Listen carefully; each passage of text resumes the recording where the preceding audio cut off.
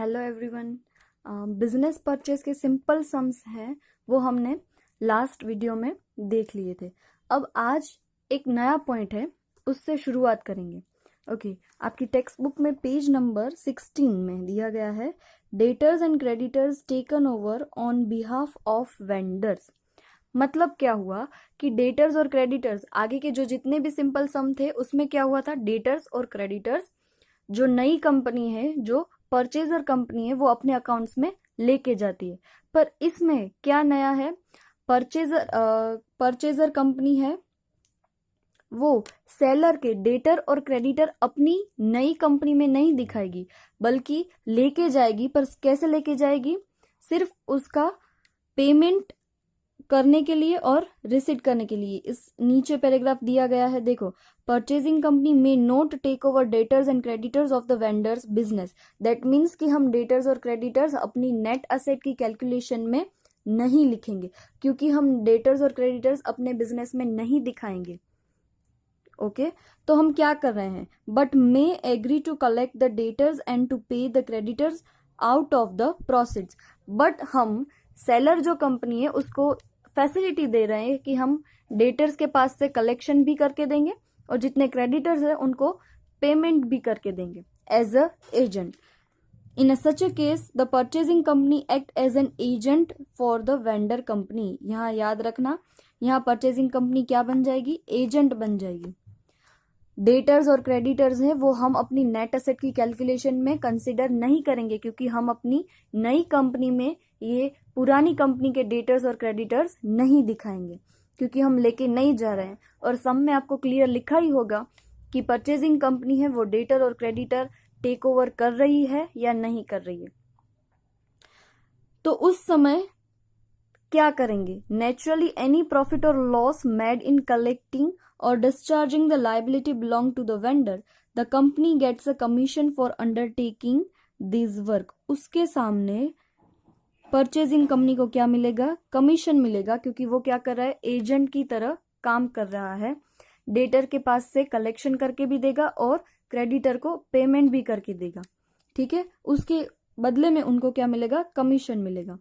सो उसके लिए हमें क्या करना पड़ेगा, एक नया अकाउंट क्रिएट करना पड़ेगा। उसका हमने उसको नाम देंगे हम vendor suspense account. Vendor suspense account क्या है, तो vendor suspense account small PNL account जैसा है, जिसमें हम क्या करेंगे, डेटर और क्रेडिटर की वजह से जो हमें फायदा और लॉस, नुकसान हो रहा है, उसकी एंट्री हम उसमें करेंगे।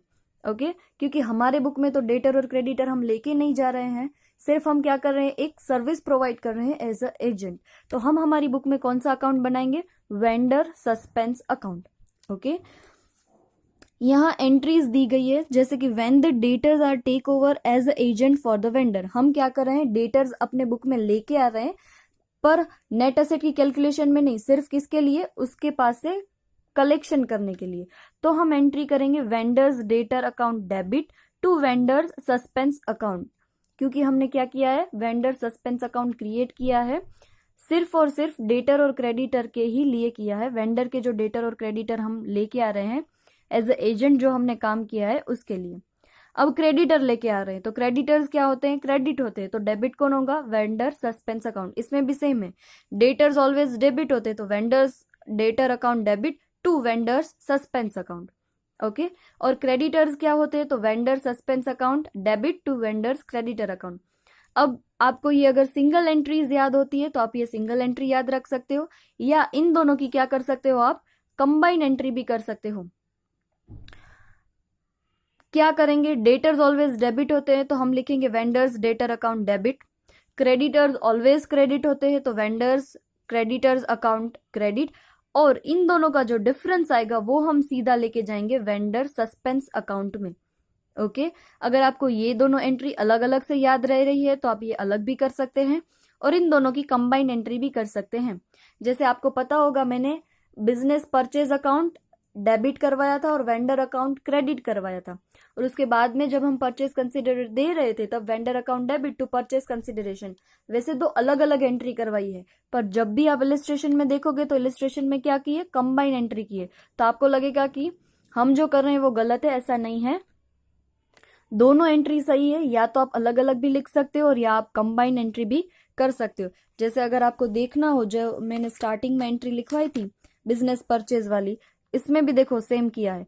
पहले business purchase account debit to vendor account, उसके बाद असेट्स और लाइबिलिटी सब आएगी और बिजनेस परचेज अकाउंट हम क्या कर देंगे, क्रेडिट कर देंगे, और वेंडर को क्या कर देंगे, हम पेमेंट कर देंगे।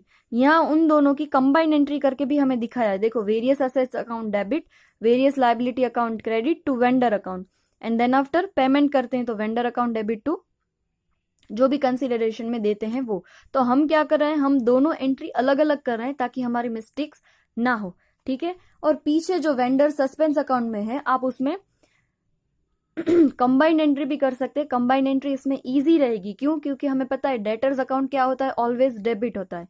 तो vendors debtor account debit to vendors creditor account, क्योंकि क्रेडिटर्स की अमाउंट ऑलवेज क्रेडिट होती है। और उन दोनों का जो डिफरेंस आएगा वो हम कहाँ लेके जाएंगे, वेंडर सस्पेंस अकाउंट में लेके जाएंगे। ओके, तो जब डेटर और क्रेडिटर वाली आएगी तो हम ये एंट्री प्रिफर करेंगे जो कंबाइन एंट्री है वो। अगर आपको ये याद नहीं रही है, दो ऊपर अलग अलग जो दी गई है, अगर वो आपको याद हो रही है तो आप वो भी कर सकते हो। उसके बाद क्या आएगा, हमने क्या कर लिया, वेंडर और डेटर को एक सस्पेंस अकाउंट में डाल दिया है। अब क्या करेंगे, डेटर के पास से हमें कलेक्शन मिलेगा। डेटर के पास से हमें कलेक्शन मिलेगा तो क्या होगा, उतने डेटर्स हमारे कम हो जाएंगे। तो डेटर्स होते डेबिट है, पर अब क्या मिल जाएगा, उन लोगों के पास से हमें पैसे मिल जाएंगे ताकि इतने डेटर्स हमारे खत्म हो गए। तो हम क्या करेंगे, डेटर्स अकाउंट क्रेडिट करेंगे। ओके, क्योंकि डेटर्स होते हैं डेबिट, पर उन लोगों के पास से हमें पेमेंट मिल रहा है, इसलिए अब वो हमारे डेटर्स नहीं रहे, तो हम क्या कर देंगे, डेटर्स को क्रेडिट कर देंगे। तो डेबिट क्या होगा, क्योंकि कैश हमारे बिजनेस में, बिजनेस यानी कि हम उसके पास से कैश ले रहे हैं, तो कैश कम्स इन, तो बैंक अकाउंट डेबिट, बैंक या कैश लिख सकते हो आप कुछ भी, bank account debit to vendors debtor account credit. Credit क्यों किया है, क्योंकि अब हमारे वो डेटर्स नहीं रहे हैं, डेटर के पास से हमें पैसे मिल गए हैं। उसके बाद हमें पता ही है, डेटर्स कई बार हमें कंप्लीट पेमेंट नहीं करते, उसमें से थोड़ा पेमेंट क्या होता है, हमें नहीं मिलता। जैसे कि राउंड ऑफ फिगर ही मिलता है, जैसे 9500 हो तो हम क्या करते हैं, 9000 ही डेटर हमें पेमेंट करते हैं, तो हमें मिला कितना, 9000 ही मिला। तो 500 जो हमें कम मिला है वो हमारे लिए क्या है, लॉस है। तो हम क्या करेंगे, vendor suspense account debit to vendors debtor account, क्योंकि जो लॉस है, जो प्रॉफिट है वो कहाँ ट्रांसफर होगा, वेंडर सस्पेंस अकाउंट में। क्योंकि हमने वेंडर सस्पेंस अकाउंट क्रिएट ही इसलिए किया है ताकि हम डेटर और क्रेडिटर की एंट्री उसमें लिख सके। ओके, तो इन दोनों को भी हम कंबाइन एंट्री में लिख सकते हैं। कंबाइन एंट्री कैसे लिख सकते हैं, तो हम लिख सकते हैं बैंक अकाउंट डेबिट, जितनी भी अमाउंट हमें मिली है उतनी, साथ में ही जितना हमें लॉस हो रहा है वो हम साथ में लिख सकते हैं, वेंडर सस्पेंस अकाउंट डेबिट, जितनी हमें लॉस हुई है उतनी, और to vendors debtor account. Okay, इन दोनों की कंबाइंड एंट्री अगर आपको लिखनी है तो आप कैसे लिख सकते हैं, कंबाइंड एंट्री लिखनी है तो ऐसे लिखेंगे, बैंक अकाउंट डेबिट, जितनी अमाउंट हमें रिसीव्ड हुई है उतनी। ओके, जितना हमें कम मिला है, जितनी हमें लॉस हुई है, तो vendor suspense account debit to vendors debtor account, अब वो हमारे डेटर्स नहीं रहे। वैसे ही सिमिलरली क्रेडिटर, क्रेडिटर को हमें क्या करना होता है, पेमेंट करना होता है। तो पेमेंट के लिए भी आपको दो एंट्री दी गई है। कैसे, अब क्रेडिटर्स क्या होते हैं, ऑलवेज क्रेडिट होते हैं, पर अब उनको हम पेमेंट कर देंगे तो वो हमारे क्रेडिटर नहीं रहेंगे। तो क्रेडिटर की अमाउंट होती है क्रेडिट, पर उनको पेमेंट हो गया, इसलिए हम क्या कर देंगे, क्रेडिटर्स को डेबिट। तो सामने क्या आएगा, क्रेडिट, हमारी कैश क्या हो रही है, इतनी गोज आउट, जा रही है, तो कैश और bank account credit. Okay, vendors creditor account debit, जितनी अमाउंट हमने पे की है, to bank account.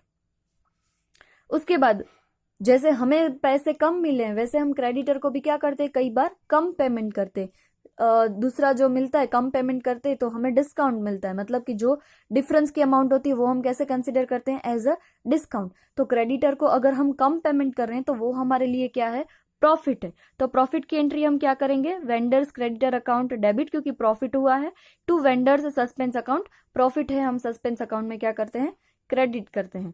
Profit always credit होता है, तो इसकी भी हम कंबाइंड एंट्री लिख सकते हैं। अब वो हमारे क्रेडिटर्स नहीं रहे तो हम क्या करेंगे, vendors creditor account debit to, इतनी हमें पेमेंट की है बैंक अकाउंट में क्या आएगा, जितनी हम क्या कर रहे हैं, पेमेंट कर रहे हैं, और बाकी का जो वेंडर सस्पेंस अकाउंट जो हमें क्या हो रहा है, प्रॉफिट हो रहा है।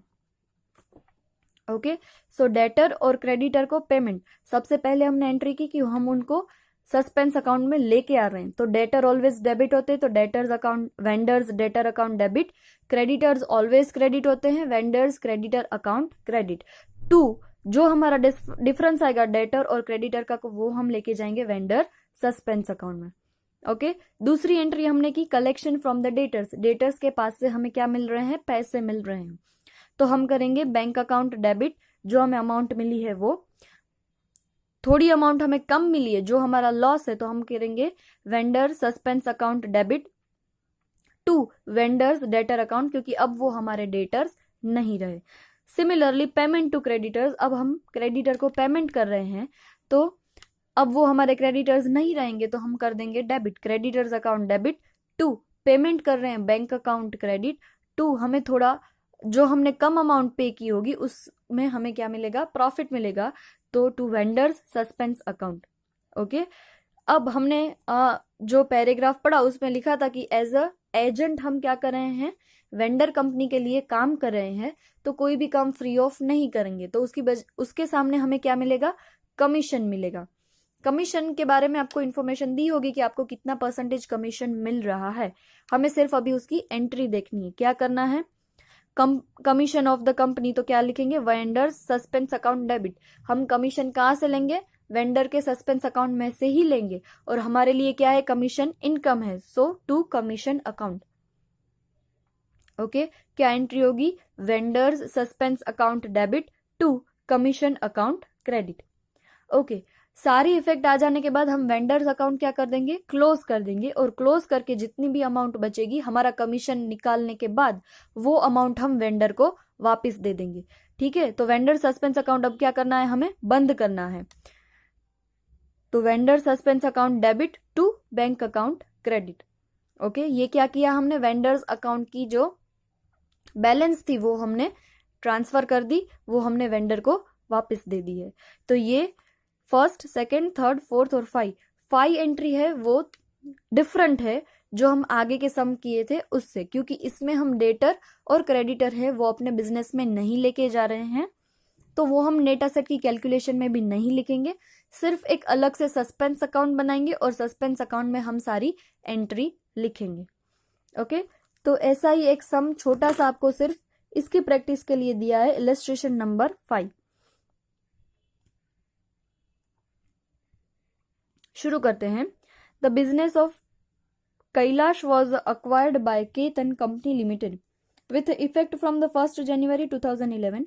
All the assets were taken over with the exception of book date 60,000. देखो क्या बोला है, हम डेटर्स नहीं लेके जा रहे हैं। Okay, which the company undertook to collect on behalf of the vendor.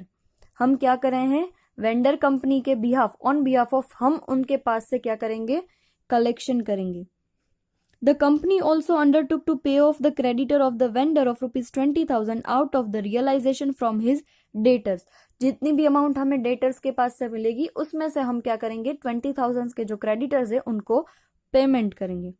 For this service, the company is a charge a commission of 3% on behalf of realized from debtors and 1% on the amount paid to creditors. Commission हमें दो types के मिल रहे हैं, एक मिल रहा है जिसने जितना हम डेटर्स के पास से कलेक्शन करेंगे उसका 3%, और जितना हम क्रेडिटर को पे कर रहे हैं उसका 1%। ओके, नीचे क्या दिया गया है, the company had realised total took debts for 58,000 while creditors were paid at a cash discount of ₹5%. The company had paid amount due to vendors in a cash. You are required to pass a necessary journal entries and to show the relevant ledger accounts in the books of the company. हमें entries लिखनी है और उसके जो laser है, कौन कौन से लेजर क्रिएट होंगे, एक होगा वेंडर्स डेटर अकाउंट, एक होगा वेंडर्स क्रेडिटर अकाउंट, और मेन इंपॉर्टेंट होगा वेंडर्स सस्पेंस अकाउंट। अगर ये तो शॉर्ट सम है इसलिए हम तीनों अकाउंट्स बना रहे हैं, पर अगर हमें बड़ा सम आएगा जिसमें हमें नेट एसेट काउंट करनी है, परचेज कंसिडरेशन है, गुडविल है और दूसरी सारी इंफॉर्मेशन है, तब अगर ये पॉइंट आ जाएगा तो हम सिर्फ क्या बनाएंगे, वेंडर सस्पेंस अकाउंट बनाएंगे। ओके, मैं एंट्री यहाँ इलस्ट्रेशन में लिखी है वहीं से स्टार्ट कर रही हूँ, कैलकुलेशन आएगी वो मैं आपको करके दिखाऊंगी। ओके, पहले हमने क्या किया, डेटर्स लेके आए हैं, डेटर्स लेके आएंगे तो क्या होगा, vendors debtor account debit to vendors suspense account. Okay, 60,000 का हम 60,000 के डेटर्स है वो लेके आ रहे हैं तो 60,000 लिखेंगे। उसके बाद हम क्या कर रहे हैं, 20,000 के डेटर्स भी लेके आ रहे हैं तो 20,000 के डेटर्स के बारे में लिखेंगे, सॉरी क्रेडिटर्स, 20,000 के हम क्रेडिटर्स लेके आ रहे हैं तो क्रेडिटर्स ऑलवेज क्या होते हैं, क्रेडिट, तो डेबिट क्या करेंगे, vendors suspense account debit, vendor suspense account debit to vendors creditor account 20,000। Okay, अगर मुझे इन दोनों की कंबाइन एंट्री लिखनी है तो मैं कंबाइन एंट्री कैसे लिखूंगी, मैं यहां लिख रही हूं, डेटर्स डेबिट होते हैं तो हम लिखेंगे वेंडर्स डेटर अकाउंट डेबिट कितने हैं, 60,000। ओके, टू क्या करेंगे, क्रेडिटर्स ऑलवेज क्रेडिट होते हैं तो वेंडर्स क्रेडिटर्स अकाउंट 40,000 और इन दोनों का जो डिफरेंस है 60 माइनस 20 है ना, क्रेडिटर्स 20, इन दोनों का जो डिफरेंस है वो हम लेके जाएंगे वेंडर सस्पेंस अकाउंट 40,000। ओके, ये क्या की मैंने, इन दोनों की कंबाइन एंट्री की है। अगर आपको दो अलग अलग याद हो रही है तो आप अलग अलग लिख सकते हैं, अगर आपको दोनों एक साथ अच्छा लग रहा है कि एक साथ ही काम हो जाता है तो आप एक साथ भी लिख सकते हो। Okay, clear. अब करते हैं कलेक्शन और पेमेंट की बारी। कलेक्शन में उन्होंने क्या बोला है, the company had realise total book डेप्ट फॉर 58,000, टोटल डेटर्स कितने के थे, 60,000 के थे, उसमें से हमें कितने मिले, सिर्फ 58,000 ही अमाउंट मिली है। देखो पीछे इन लोगों ने कंबाइंड एंट्री की है, डेटर के पास से हमें कलेक्शन मिल रहा है यानी कैश हमारे यहाँ आ रही है, comes in, so bank account debit 58,000। Total debtors थे हमारे 60,000 के, उसमें से हमें सिर्फ मिले 58,000, मतलब 2,000 का हमें क्या हुआ, लॉस हुआ है। लॉस हुआ है तो वो भी हम कहाँ लेके जाएंगे, वेंडर सस्पेंस अकाउंट डेबिट 2,000 का लॉस। टू, अब हमारे वेंडर नहीं रहे तो to vendors debtor account credit 60,000, जो हमने वेंडर का डेटर अकाउंट क्रिएट किया था वो अब क्या हो गया, क्लोज हो गया। ओके, उसके बाद क्रेडिटर को पेमेंट कर रहे हैं तो क्रेडिटर को पेमेंट हम कैसे कर रहे हैं, उन्होंने बोला है कि 5% डिस्काउंट के साथ हम पेमेंट कर रहे हैं, तो हमारे टोटल क्रेडिटर कितने थे, 20,000 के थे, तो अब वो हमारे क्रेडिटर्स नहीं रहेंगे क्योंकि हम उनको पेमेंट कर रहे हैं, तो क्रेडिटर्स अकाउंट डेबिट 20,000 टू, कितना पेमेंट कर रहे हैं, सिर्फ 80% ही पेमेंट करें, सॉरी 5% हमें डिस्काउंट मिल रहा है तो 20,000 में से 5% हम डिस्काउंट का लेस कर देंगे, बाकी की जो अमाउंट बचेगी वो हमें बैंक में से पेमेंट करेंगे, तो सो बैंक अकाउंट क्रेडिट 20,000 के 5% होते हैं, यहां लिख देना 20,000 माइनस 5%, 5% नहीं मिलेंगे, बाकी के सारे मिल जाएंगे, और 20,000 के 5% होते कितने हैं, 1,000 रुपीज। टोटल 20,000 के थे, उसमें से 1,000 हम पेमेंट कम कर रहे हैं, मैंने ये बोला कि 1,000 कम मिल रहे हैं, मिस्टेक हो गई, 1,000 हम पेमेंट कम कर रहे हैं क्योंकि क्रेडिटर है उनको हम पेमेंट कर रहे हैं तो 1,000 का पेमेंट कम कर रहे हैं। कितना पेमेंट किया, सिर्फ 19,000 का ही पेमेंट किया है। ओके, सो डेटर्स थे वो, उसके पास से हमें पैसे मिल गए हैं और जो क्रेडिटर थे उनको हमने पेमेंट कर दिया है। अब बारी आएगी कमीशन की, क्योंकि हमने ये काम फ्री ऑफ नहीं किया है, उसके बदले में हमें क्या मिलेगा, कमीशन मिलेगा। तो कमीशन के बारे में उन लोगों ने क्या बोला था, उन लोगों ने बोला था कि जितने डेटर के पास से पैसे मिलेंगे उसका 3% मिलेगा और जितना आप अमाउंट क्रेडिटर को पे कर रहे हैं उसका 1% हमें मिलेगा। ओके, सो यहां हम लिखेंगे कमीशन।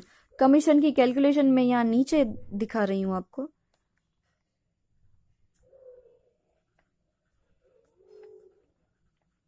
डेटर के पास से हमें कितने मिले 58,000, उसका कितना परसेंटेज है 3%।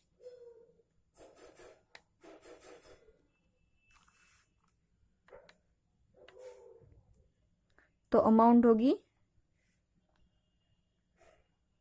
1740। और क्रेडिटर का क्या बोला था, क्रेडिटर को जितना हम पेमेंट कर रहे हैं 19,000 हमने पेमेंट किया है, तो उसका हमें मिलेगा ओनली 1%।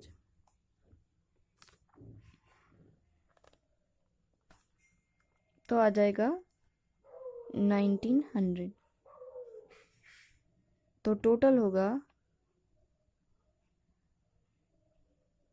190, क्योंकि 1% ही है, मैंने 10% कर 1% यानी 190। डेटर के पास से जितने पैसे मिले उसका 3% यानी 1740, और क्रेडिटर को जितना पेमेंट किया है उसका 1% यानी 190। तो टोटल हुआ 1930। ये हमें कमीशन मिलेगा।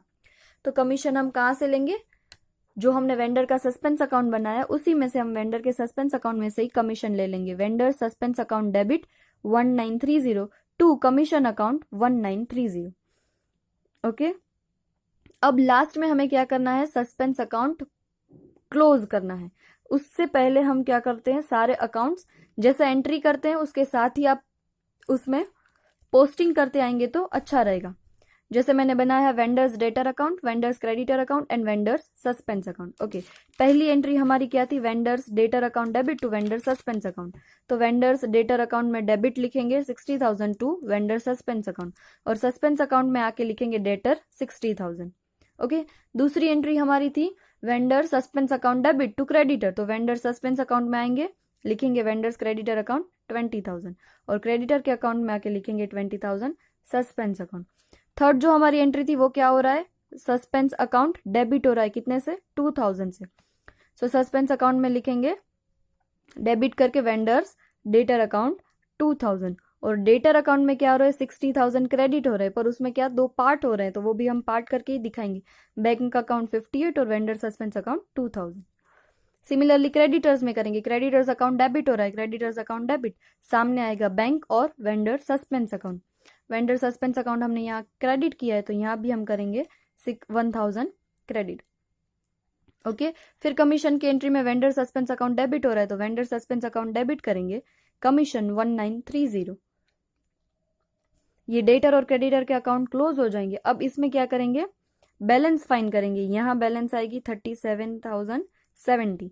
ये जो अमाउंट आएगी वो हम क्या कर देंगे, उसको वेंडर को वापस कर देंगे, पेमेंट कर देंगे। तो हम लिखेंगे वेंडर सस्पेंस अकाउंट क्लोज कर रहे हैं 37070 टू बैंक अकाउंट।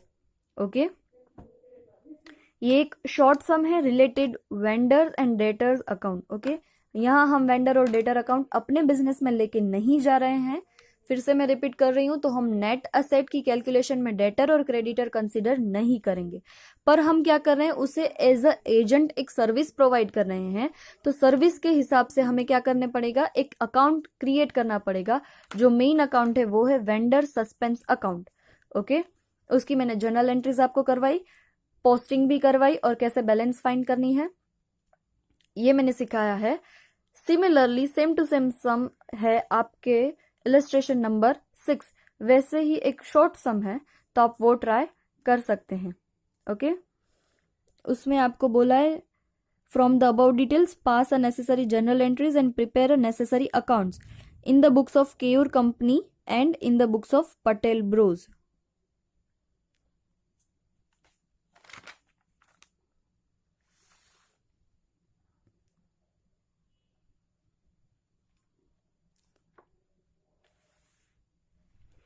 ओके, तो आपको ये इलस्ट्रेशन 6 होमवर्क में करना है। Thank you.